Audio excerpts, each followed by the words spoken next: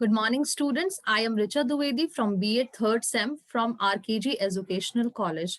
Today, we'll be discussing something interesting about mathematics. So let's start. So students, let's start. Today, we'll be discussing the topic mensuration formulas of 2D figures. That means area and perimeter of these different figures. We all know the shape and the size, and we can easily identify these kind of shapes from our surroundings also.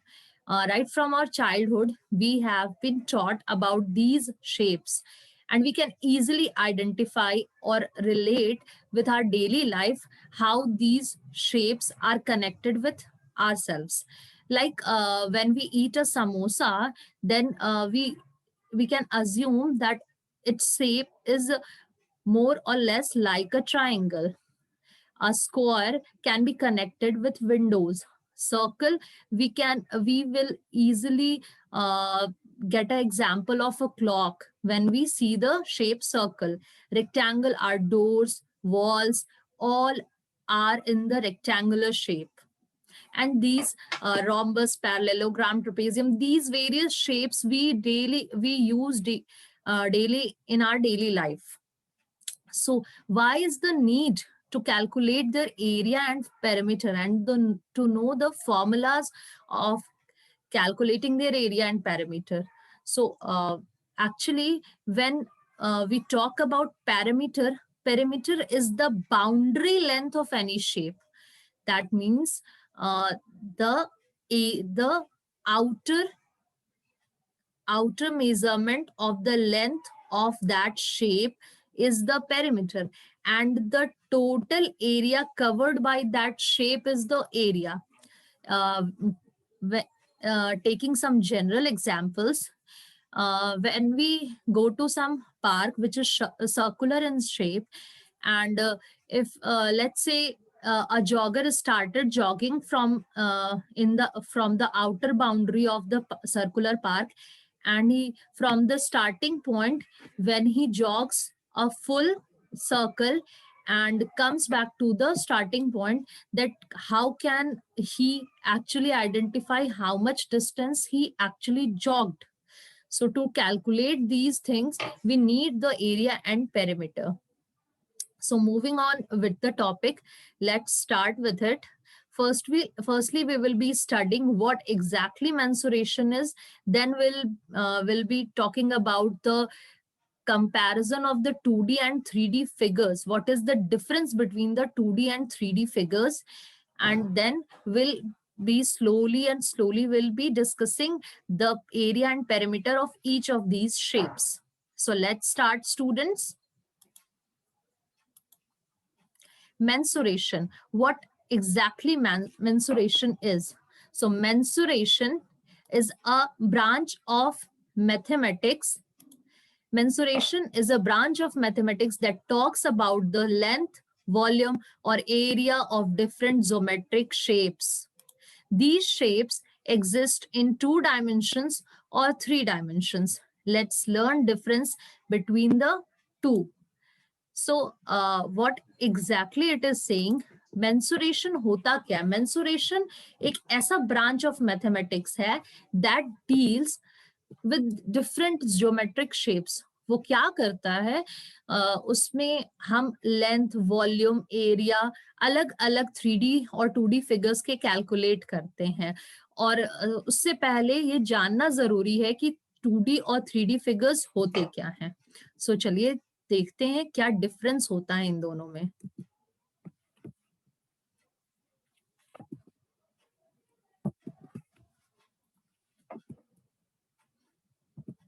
Difference between 2D and 3D shapes.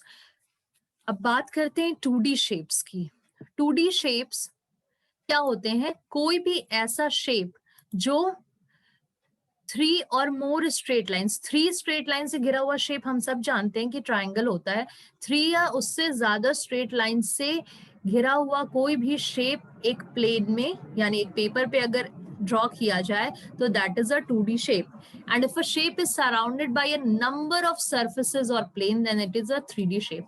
और अगर 3D shape की बात करेंगे तो we usually can not, वो एक particular surface या plane पे नहीं होगा, उसमें दो या उस नंबर ऑफ सर्फेसेस इन्वॉल्व होंगे. अगर हम विजुअलाइज करते तो हमने बॉक्सेस देखे हैं, बॉक्सेस में सरफेसेस ज्यादा होते हैं, तो इस बॉक्स एक क्यूबॉइड एक 3D शेप का एग्जाम्पल है. 2D शेप की बात करें, दी शेप्स हैव नो डेप्थ और हाइट. 2D शेप्स के डेप्थ और हाइट नहीं होती है, और 3D शेप में हाइट और डेप्थ दोनों ही होती है. 2D shape only have dimension से लेंथ एंड ब्रेथ, और 3D शेप में हाइट भी होगी, ब्रेथ भी होगा, लेंथ भी होगा. 2D शेप में we can measure their area and perimeter, और 3D शेप में हम उनका टोटल सरफेस एरिया कैलकुलेट करते हैं, लैटरल सरफेस एरिया कैलकुलेट करते हैं. सो नेक्स्ट और कुछ डिफरेंसेस देखते हैं.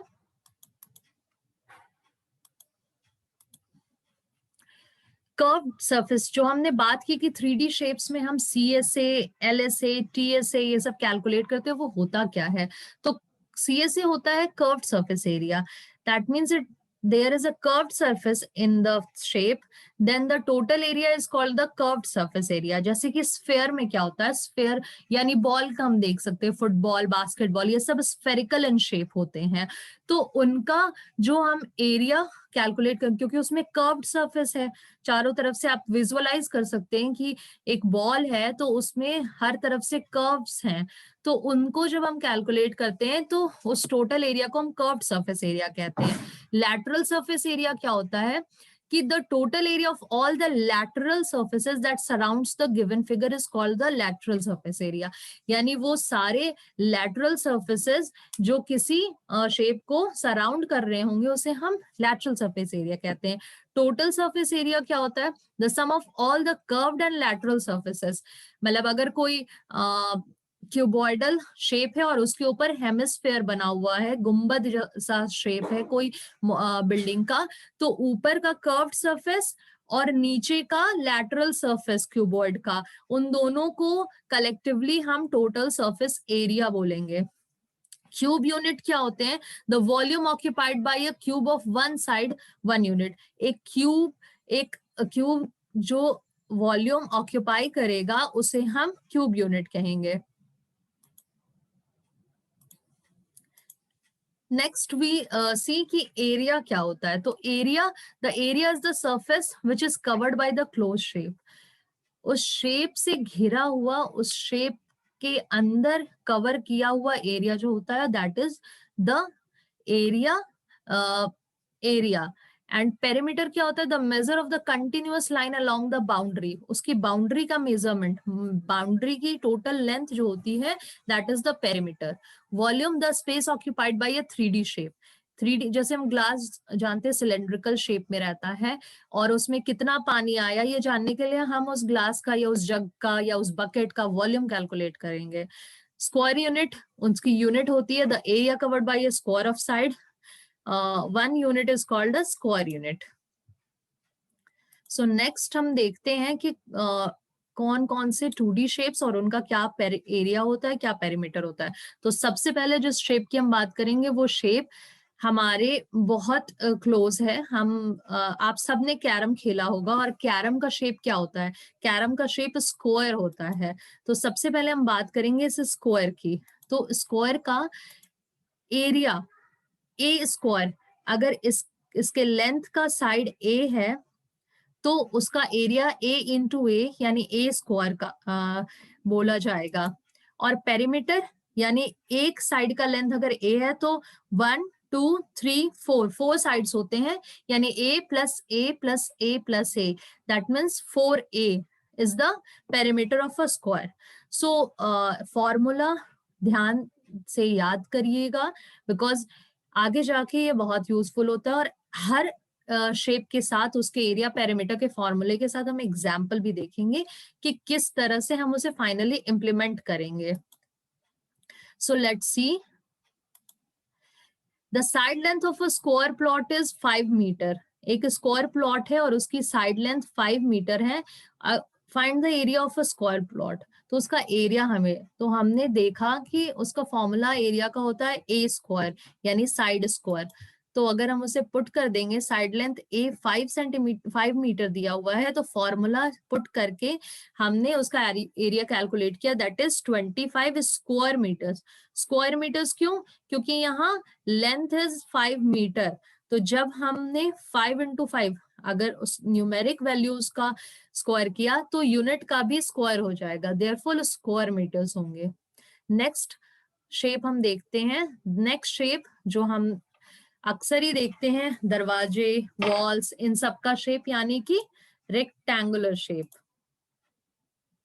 रेक्टेंगुलर शेप, इसका लेंथ L से डिनोट हो रहा है और ब्रेथ B से डिनोट हो रहा है, और इन्हीं दोनों चीजों की जरूरत होगी पेरीमीटर और एरिया को कैलकुलेट करने के लिए। तो let's see, area in square units, length into breadth होती है रेक्टेंगल की, और perimeter 2 into L plus B. अब 2 इंटू एल प्लस बी क्यों होता है? बिकॉज वी नो रेक्टेंगल में आमने सामने के साइड का लेंथ इक्वल होता है और ब्रेथ, ये दोनों साइड का भी लेंथ इक्वल होगा। तो if this is denoted by L and this is B, that means L plus B will be the perimeter. So further simplifying the equation, will get 2 into L plus B. So now let's take an example and implement the area of rectangle in the example. The length and breadth of a rectangular wall are 75 meter and 32 meter. Find the cost of painting the wall if the rate of painting is ₹3 per square meter. Now, यहाँ पे हमें थोड़ा ध्यान देना होगा what exactly we need, कि उसने एक रेक्टेंगुलर वॉल को पेंट करना है जिसका लेंथ और ब्रेथ 75 मीटर और 32 मीटर रेस्पेक्टिवली हमें बताया गया है।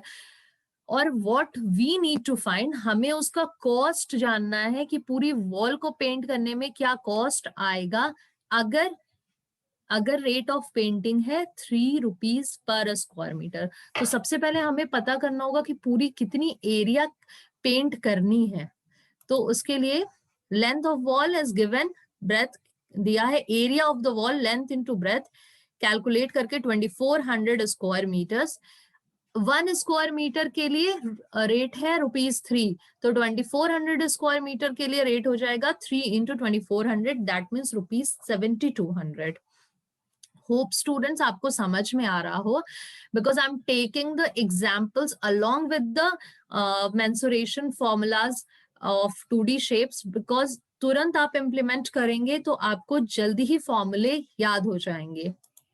Next shape which we are going to talk about is a circle.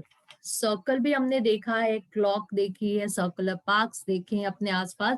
तो now we see how do we calculate the area, and the perimeter of a circle is known as circumference. We say it, we call it by the name circumference. We don't say perimeter of a circle. So the area of a circle in square units is pi r square, where pi is a constant. Its value is 22/7 or 3.14 in decimal forms, which if it is given in questions, when you will be solving the questions, if the formula for pi, if the value of pi is given, then you will have to put that value only. So perimeter yani circumference of a circle is 2 pi r. So let's put it in some example. Find the area of the circular path whose radius is 7 meter. The radius is given 7 meter. So we'll have to find the area. What is the formula of area? The formula of area is pi r square. So we'll simply put the value of radius r in the formula, and here we have taken, the example has not given any value for pi, so we'll be taking the value of pi as 22/7, and we'll put the values over here, and we'll get the area as 154 square meters. Next shape which we are going to talk about is, what can you say about this shape? One side length is A, another one is A, and this A upon 2, A upon 2. That means these, when these are combined, that means the side length is A for this one also. That means it's an equilateral triangle. So we'll be calculating the area and perimeter of an equilateral triangle. So let's see the formula. Area of an equilateral triangle is root under 3 upon 4 A square, and its perimeter is 3A. Simply the perimeter is the boundary length, total boundary length. So A plus A plus A, it is very obvious. And we'll be remembering the area by root under 3 upon 4 A square. So let's take an example. The perimeter of an equilateral triangle is 18 centimeter. That means here the perimeter is given. Find the area of the triangle. We'll have to find the area. Now, it's a tricky question. The following steps are involved in solving the above problem. यहाँ हमने क्या करा? The question has changed. अब normally हमें figures दिए हुए हैं and we'll put them in the formula, तो वो बहुत easy हो जाता है. We have tried to modify the question. हमने क्या किया? अब कुछ steps दिए हुए हैं और हमें उसे arrange करना sequential order में कि perimeter of a equilateral triangle is given and we have to find the area. So what steps will we follow to find the area of the triangle? तो यहाँ पहला step क्या दिया है? Area of the equilateral triangle is, जो हम जानते हैं by the formula root under 3 upon 4A square. दूसरा है area is equal to, finally area ये आता है, let the side of the equilateral triangle be A and its perimeter 3A is equal to 18. A is equal to 6. So obviously सबसे पहले अगर हमारा पहला statement है perimeter of an equilateral triangle is 18 centimeter, we'll try to find out the side length of the equilateral triangle. तो उसके लिए हम C step को सबसे पहले follow करेंगे. यानी हम सबसे पहले C को फॉलो करेंगे. ये है फर्स्ट नंबर पे, यानी हम कैलकुलेट करेंगे कि 3A यानी perimeter is 18 centimeter. Then second, हमें A का वैल्यू 6 सेंटीमीटर पता चल गई. This will be our second step and then we will put the value of A in the formula of area of equilateral triangle. That means root under 3 upon 4A square. यानी ये है हमारा third step. Here it is missing. It is square and it is upon 4.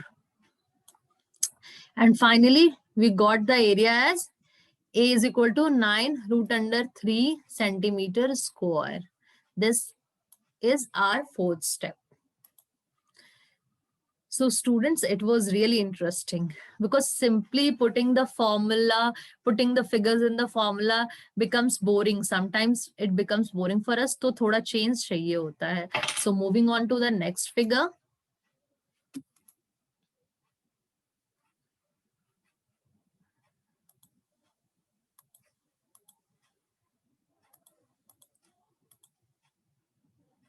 The next figure is an isosceles triangle. दो side length equal है, height दिया है, base. So how do we calculate the area and perimeter of an isosceles triangle? Area is half into base into height and perimeter is 2A plus B. Perimeter is but obvious कि total boundary length ही होता है. So we just sum up the side lengths. So let's move for the example. Find the area, altitude and perimeter of an isosceles triangle. जहां पे A की value 12 centimetre और B की value 7 centimetre दी है. तो for finding out the altitude, that is height, we have to use some kind of formula, and for calculating the area we need this value of H. So let's see what happens. A और B की value we know. So perimeter तो easily हम calculate कर लेंगे 2a + b, perimeter हमने calculate कर लिया। अब altitude of an isosceles triangle कैसे होता है? Altitude we know it is at 90 degree, तो दैट मीन्स एच स्क्वायर, और पाइथागोरस थ्योरम से हम जानते हैं H square is equal to A square plus B upon 2 square हो जाएगा, क्योंकि टोटल बेस का हाफ हो जाएगा ये लेंथ। तो अगर इसको जब हम फॉर्मूले में डालेंगे तो finally we will calculate the altitude as 11.478 centimeter, and by putting the value of height into the formula of area of isosceles triangle, that means half into base into height, will get the area as 40.173 centimeter square. I hope students you will definitely solve such kind of problems on your own from the given exercises in your textbook, because these problems आप जितनी ज्यादा solve करेंगे, जितना practice करेंगे, you will definitely learn the formula and as many times as you use them practically. So moving on to the next shape, equilateral isosceles दो type के triangle हो चुके हैं। Next what is left? Scalene triangle. So for that we use a different kind of formula for calculating the area of a scalene triangle, that is Heron's formula. So what is the formula? The formula is root under s into s minus a into s minus b into s minus c, and where s that means semi perimeter hota hai, wo s is known as the semi perimeter, that means a plus b plus c upon 2, यानी तीनों side length को सम करके और उनको 2 से हम जब divide कर देंगे तो that is the semi perimeter. What is the perimeter? A plus b plus c. Now let's put it in the example. Find the area of a triangle whose sides are simply the 3 side lengths are given, and we will calculate the perimeter first. S is equal to a plus semi perimeter a plus b plus c upon 2. Here it is missing, upon 2, जो finally 132 centimeter हमें मिला, and then we will put the value of s in the formula of area of a scalene, under root s, s minus a, s minus b, s minus c, or finally we got the area of the triangle as 1320 centimeter square.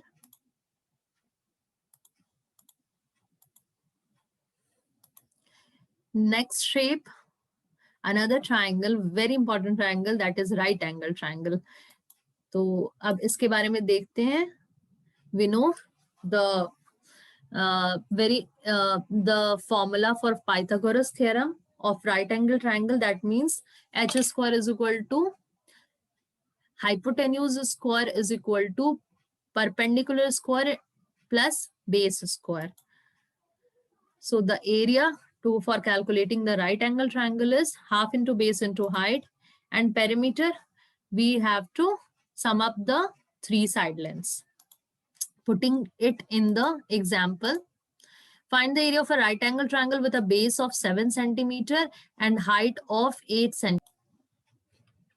So जब हम इन दोनों values को area की formula में put करेंगे तो half into base into height, यानी half into 7 into 8, that means a is equal to 28 centimeter square.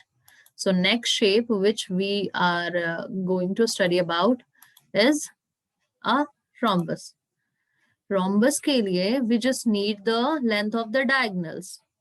तो एरिया कैलकुलेट होता है half into d1 into d, and perimeter 4 into side, मतलब चारों साइड का सम, बट रोम्बस में हम जानते हैं चारों साइड लेंथ इक्वल होते हैं, तो 4 इंटू साइड हो जाएगा. Let's put it in the example. Find the area of a rhombus whose length of the diagonals is 10 centimeter and 14 centimeter. मतलब यहाँ length of diagonals दिया हुआ है, तो it became very easy for us. हमें क्या करना है, but we have to put the values in the formula. The d1 is 10 D2 is 14. So area will calculate half into D1 into D2. Next shape is a parallelogram. These are the two parallel sides and these sides are also parallel. So how, and this altitude is given. So how will we calculate the parallelogram area? Area is base into height and perimeter is 2 into L plus P. Putting it in the example, a flooring tile has the shape of a parallelogram whose base is 24 centimeter and corresponding height is 10 centimeter. How many such tiles are required to cover a floor area of 1080 meter square? एक floor है जिसका area दिया हुआ है 1080 meter square and what else is given कि एक tile जो parallelogram के शेप में है जिसका बेस लेंथ है 24 सेंटीमीटर और हाइट ऑफ पैरेललोग्राम है 10 सेंटीमीटर, तो उस तरह की कितनी टाइल्स हमें उस फ्लोर एरिया में लगानी होंगी पूरी कवर करने के लिए?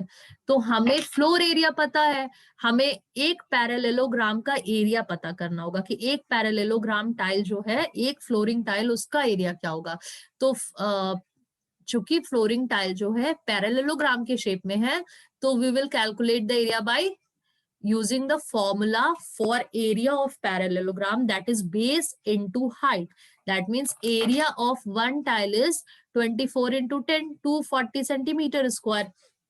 हमें पूरे रूम का एरिया पता है, हमें एक टाइल उसका एरिया पता चल गया। अब हमें कैलकुलेट करना है कितनी टाइल लगेंगी। Simply what will do, we will divide the area of the whole room, whole floor by the area of a single tile.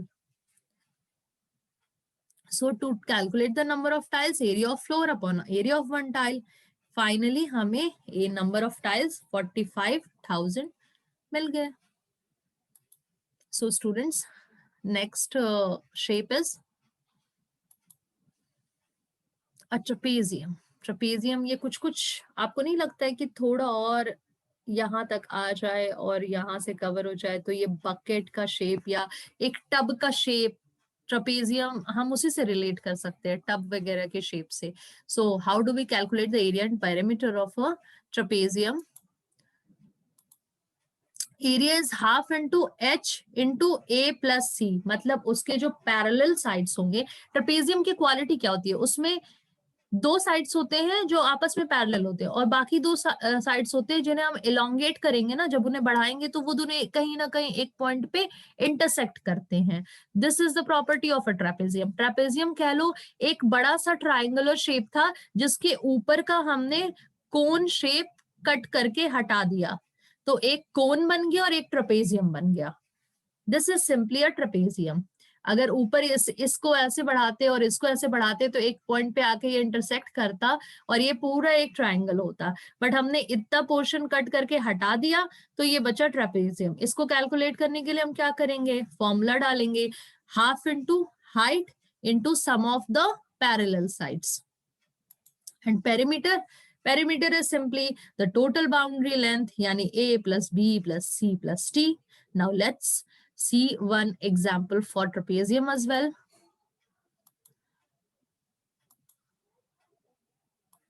Trapezium. Find the area of a trapezium whose parallel sides are 6 centimeter and 16. बहुत easy. हम लोगों को उसने parallel side का ही measurement बता दिया, 6 centimetre, 16 centimetre और height भी बता रखी है 5 सेंटीमीटर.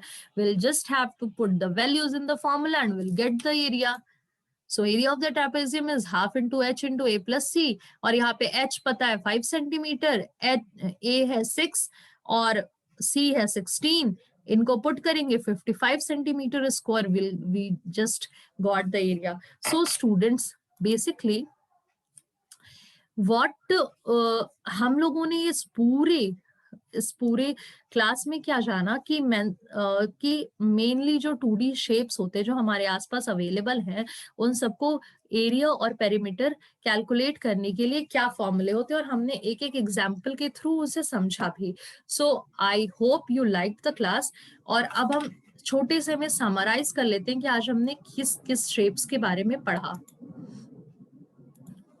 सबसे पहले हमने मेंसुरेशन की डेफिनेशन देखी। ये बहुत इंपॉर्टेंट ब्रांच ऑफ मैथमेटिक्स है जो डील करता है ज्योमेट्रिक शेप्स के length, volume, lateral surface area, perimeter, इन सब के साथ। Then difference between 2D and 3D shapes देखा हमने। देन हमने mensuration formula for various 2D shapes देखा। उनमें सबसे पहले हमने स्क्वायर का देखा, then rectangle, then circle, then equilateral triangle, then isosceles triangle, then a scalene triangle, then हमने right angle triangle के बारे में जाना, then हमने rhombus, then parallelogram, and lastly हमने trapezium के formula को देखा। तो I hope students you like the class and you'll memorize the formula by heart so that जब भी practice करें और या exercises solve करें या जब daily life में आप use करें तो आप easily इन formula के through आप चीजों को सॉल्व कर सकेंगे। Thank you students, that's all for today. Thank you so much.